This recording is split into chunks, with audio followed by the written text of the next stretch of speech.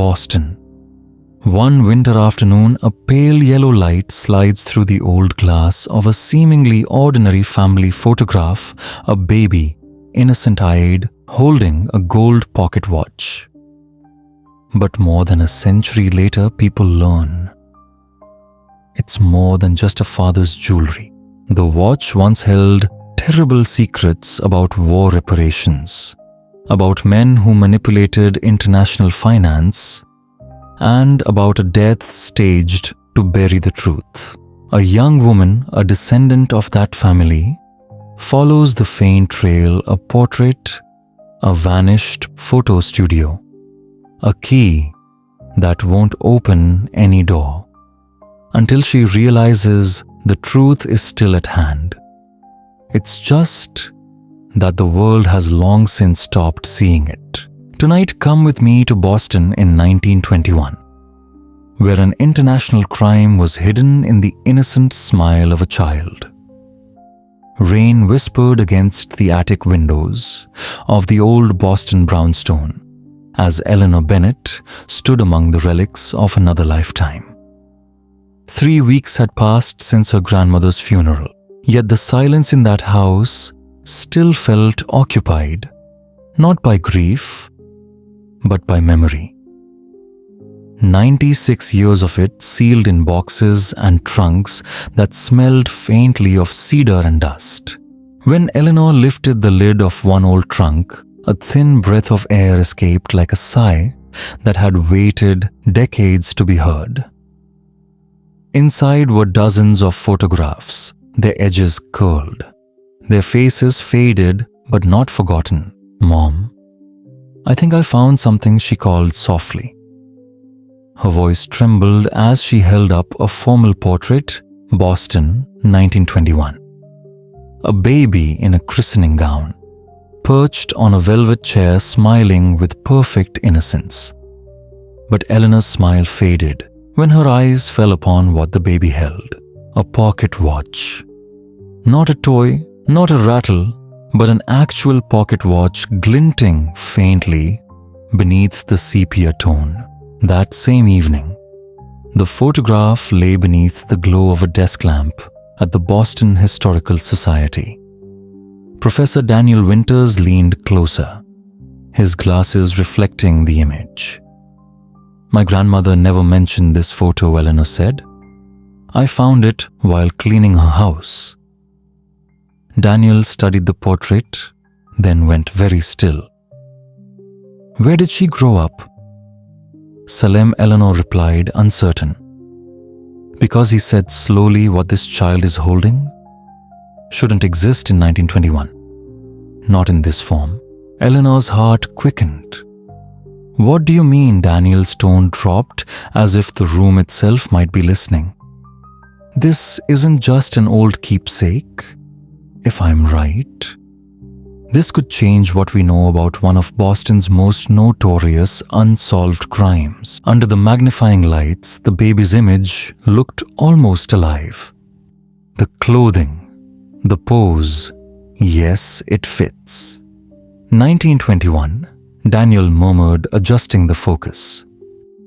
"But this?" He pointed at the tiny hand. "The pocket watch. Look at those engravings." Eleanor peered closer and gasped. It was the same intricate pattern carved onto her grandmother's silver music box. The same curling motif, unmistakable. Danielle's expression darkened. This design belonged to Thomas Hay, a banker murdered in 1920. His pocket watch was stolen the night he died and never recovered. Eleanor's voice faltered. "That's impossible. The baby in this picture, that's my grandmother." "Exactly," Daniel said quietly. "And that means your family may have held the key to a murder mystery for over a century." He slid an old newspaper clipping across the desk. The headline read, "Banker slain in his home, valuable watch missing." Eleanor stared at the article, at her grandmother's baby blue eyes frozen in that photograph. Could innocence truly hide something so dark? We need to find out how this watch came into your family's hands, Daniel said softly, and why someone would pose a baby with it. That night, Eleanor called her mother. Mom, she said gently, do you know anything about a watch connected to a man named Hay? A pause, then a trembling reply. No, but your grandmother kept a locked box. She never let anyone open it. The next morning, Eleanor and Daniel searched the brownstone. In the basement behind a loose brick, they found it a small mahogany case, tarnished with age. Its brass lock resisted until Daniel carefully coaxed it open. Inside lay a folded newspaper clipping identical to Daniel's, a small leather-bound diary, and a single tarnished key. No watch. Eleanor opened the diary, her fingers shaking. March 15th, 1920, Robert came home late again. I fear his association with Mr. Hay will be our undoing. Robert was your great-grandfather, Daniel murmured. Eleanor nodded and turned the pages. October 18th, 1920. He burned his clothes tonight. Says we are saved, but at what cost? The weight of the watch in my hand feels like judgment itself. Daniel's eyes narrowed. That's the day after Hay's murder. Eleanor read on her voice, barely above a whisper. Heaven forgive me, but I have hidden the evidence where no one would think to look. In plain sight, immortalized in innocence, she froze. The portrait, she whispered. She hid it inside the photograph, the truth disguised as something pure. But why keep it? Daniel wondered aloud. Why preserve evidence that could ruin her family? There must be something more, Eleanor said softly. The next morning, rain swept across the Charles River as they entered the Massachusetts State Archives. The smell of paper and time hung thick in the air as they searched through ledgers from the Merchants National Bank. Danielle traced a finger along one record. Here. Robert Bennett. Accountant 1918 to 1920. Terminated 1 week before Thomas Hay's death. Eleanor stared at the page in silence. The raindrops outside tracing slow paths down the glass. Could a family's secret, buried for generations, still whisper through a photograph, one that refused to stay silent? That diary entry did not line up with the dry ledger, and that little mismatch pulled at them like a loose thread. A kindly archivist, sensing their urgency, reappeared with more papers correspondence between bank officials, letters that smelled faintly of age and worry. One dated October 10th, 1920, stopped them cold. Bennett continues to make accusations regarding discrepancies in foreign accounts. His termination is necessary to maintain confidence in our institution. Danielle's voice was low. Your great-grandfather wasn't merely an employee. Eleanor's finger trembled as she scanned a private ledger penned in Robert Bennett's firm hand. The last pages recorded transfers, large, deliberate movements of money into private Swiss accounts. Hay was embezzling, she breathed. Robert uncovered it. Daniel folded his hands, the lines of his face hardening. That gives Robert motive, or it makes him a target. Eleanor pointed to dates. The final ledger entry was October 16th, the day before Thomas Hay was murdered. What if Robert didn't sever his ties that night? She asked. What if he threatened to expose Hay? They needed to know what had become of Robert after Hay's death. The archivist excused herself and soon returned with a thin, misfiled folder. Inside was a single page from the police records, a report dated October 20th, 1920. It recorded the discovery of Robert Pennett's body in Boston Harbor, ruled a suicide 3 days after Hayes' murder. Daniel's voice went quiet. "Your great-grandfather is dead too." Eleanor went home with the diary and the photographs and sat in her grandmother's parlor transcribing by lamplight. The October entries read like the desperate script of someone trying to protect a child while carrying a terrible knowledge. The police had their tidy version. He jumped from the wharf in despair after killing Hay, but her great-grandmother's handwriting would not accept that simplicity. Eleanor read aloud, her voice breaking. "They say Robert killed Hay and then drowned himself. But I know my husband. He found something in those accounts, something worth killing for. The watch holds the answer." They spread the photographs on the table like a map.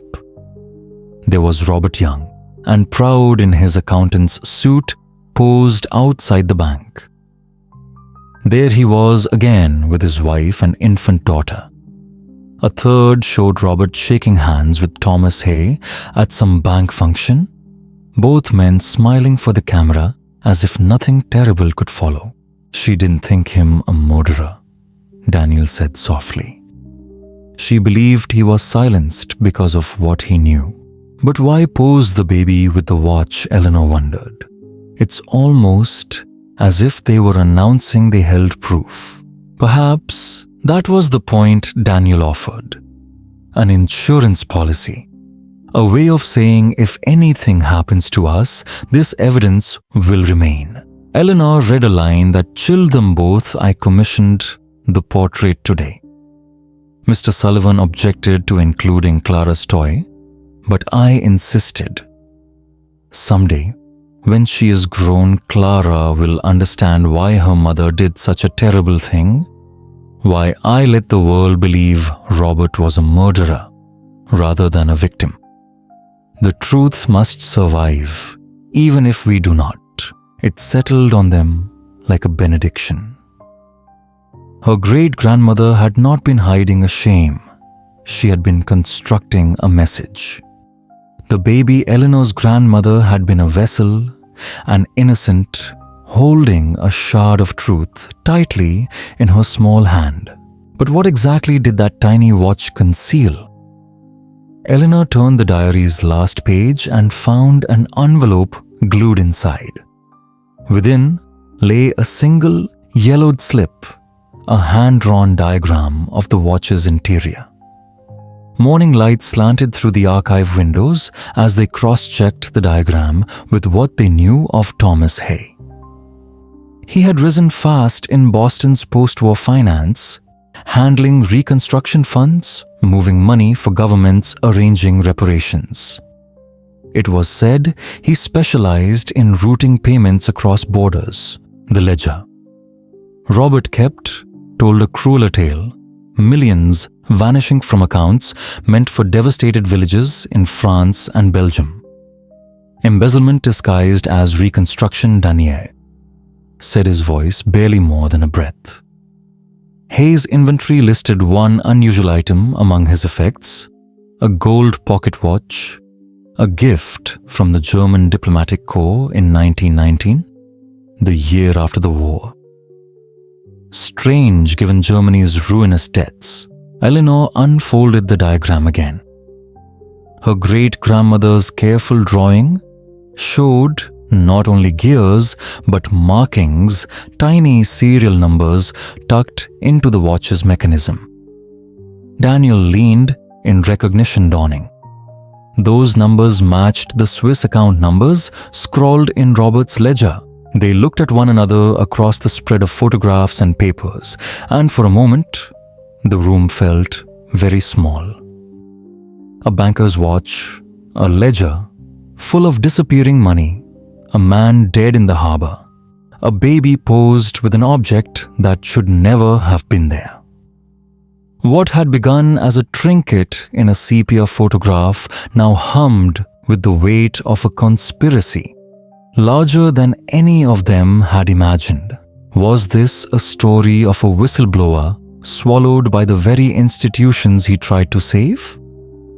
Or had someone made sure the story never came to light by killing both the banker and the man who knew too much, and most quietly of all, who had chosen to hide the answer in the most innocent of places? The realization came softly, like the whisper of an old lock turning after decades of silence. The watch wasn't valuable because of gold or jewels, Eleanor murmured. It carried account information, records of stolen funds. Daniel nodded, his voice low. Robert discovered that Hay was skimming money from reparation payments and perhaps working with former German officials to conceal their assets. When Robert threatened to expose them, Eleanor finished the thought herself. Hay had him killed, staged it as a suicide, but never found the watch. Robert must have already hidden it. Daniel's gaze drifted toward the old photograph on his desk. That innocent baby, smiling with impossible serenity. Your great-grandmother knew no one would believe her without proof, he said quietly. So she hid it where no one would ever think to look, in plain sight, captured forever in a portrait. Eleanor nodded, her voice trembling. A baby, holding evidence of murder. The search for the real watch became an obsession. Day after day, Eleanor combed through the brownstone behind walls, beneath floorboards, inside drawers that hadn't been opened in half a century. Each creak of the wood felt like a whisper from the past.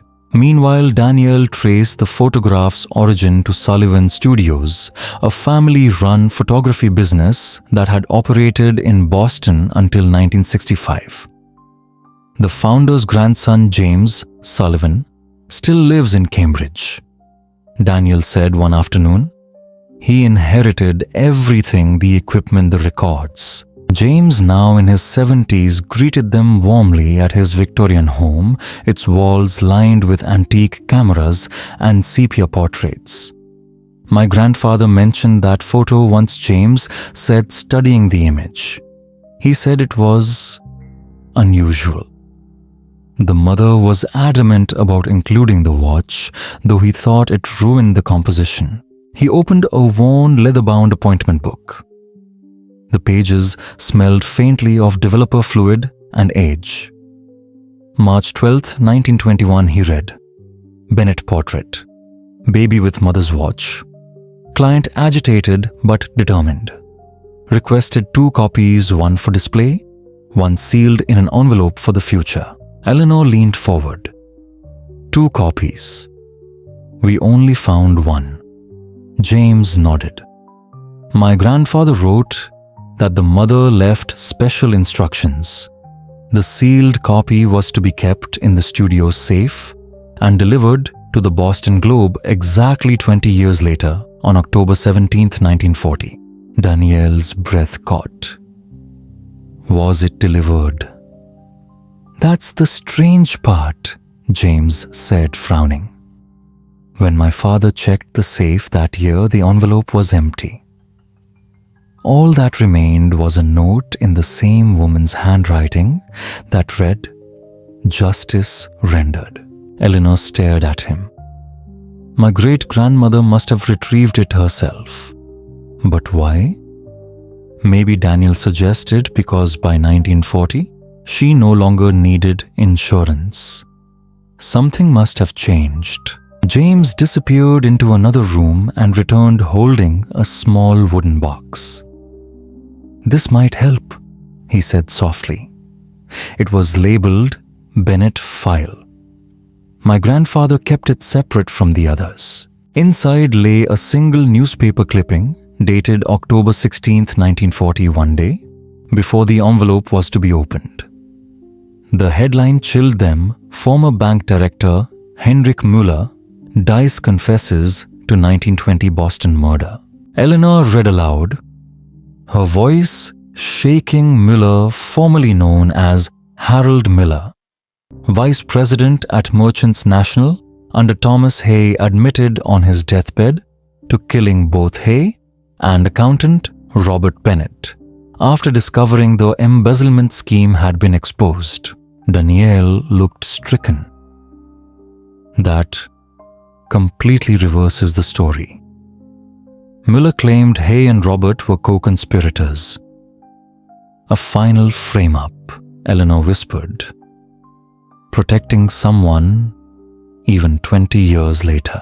Their search led them to the Boston University archives, where dusty immigration records revealed that Harold Miller, Heinrich Müller, had arrived from Germany in 1919. That's the same year Hay began handling reparation funds, Daniel noted. Müller's file revealed more. Before coming to America, he'd worked for the German finance ministry. He wasn't just a banker, Daniel said. He was tasked with shielding German industrial wealth from seizure after the war. So they placed him inside an American bank, Eleanor reasoned. And with Hay's help, they funneled stolen reparations back to German companies. And when my great-grandfather found out, Danielle finished her thought quietly, he became a liability. Hay and Miller both had reasons to silence him. The picture was forming now, sharp, cold, and heavy with consequence. Robert Bennett uncovered the theft, took Hay's gold watch as evidence, and confronted him. But it wasn't Hay who met him that night. It was Miller who killed Hay to tie up loose ends, framed Robert, and then drowned him to make sure no one asked further questions. Müller's so-called confession in 1940 was just another layer, Daniel said grimly. By painting Hay and Robert as partners, he drew attention away from the real conspiracy: German officials hiding assets through American banks. Eleanor's eyes drifted back to the old photograph. Her grandmother, that smiling baby, holding the weight of history between her fingers. My great-grandmother knew all of this, she said softly, but without the watch, she couldn't prove it. Danielle leaned back. Which brings us back to one question. His voice barely rose above a whisper. Where is the watch now? Eleanor's gaze suddenly sharpened. The key, she said. The one we found in the mahogany box, we never figured out what it opens. They hurried back to the brownstone. The brass key was small and worn, engraved with faint, almost invisible letters. Daniel held it to the light. First National Deposit, he read. Eleanor, this isn't for a door. He looked up, slowly, realization dawning. It's for a safe deposit box. The vault of the First National Bank of Boston was no longer a place of business, just a relic of another time, preserved beneath marble floors and polished brass. Yet that day, it was about to breathe again. The manager looked over their documents, brow furrowed. This box hasn't been accessed since 1956, she said slowly. Normally, you'd need a court order. A pause, then a small understanding nod. But, given its age and your research, I think an exception can be made. The heavy safe door swung open with a low metallic groan. Inside waited a sealed envelope and a small velvet-wrapped package, its color faded to dusk. Eleanor's hands trembled slightly as she unwrapped it. A gold pocket watch, tarnished, delicate, and humming with the weight of untold history. Along the edge, a faint engraving in German. In appreciation for services rendered. Berlin Finance Ministry, 1919. Danielle opened the case gently. Beneath the ornate hands and gears, he found a hidden switch. One soft press, a click, and a secret compartment revealed a sliver of microfilm impossibly small. This kind of technology was barely known in 1920, Daniel whispered. Perfect for hiding account numbers. Inside the accompanying envelope, Eleanor found a letter dated 1956, written in her great-grandmother's careful hand. To whoever finds this, I have preserved the truth for 36 years. The watch contains proof of crimes against war victims and of the framing of an innocent man, my husband. I placed it in my daughter's first portrait to create a record of its existence. Miller's confession was his final deception.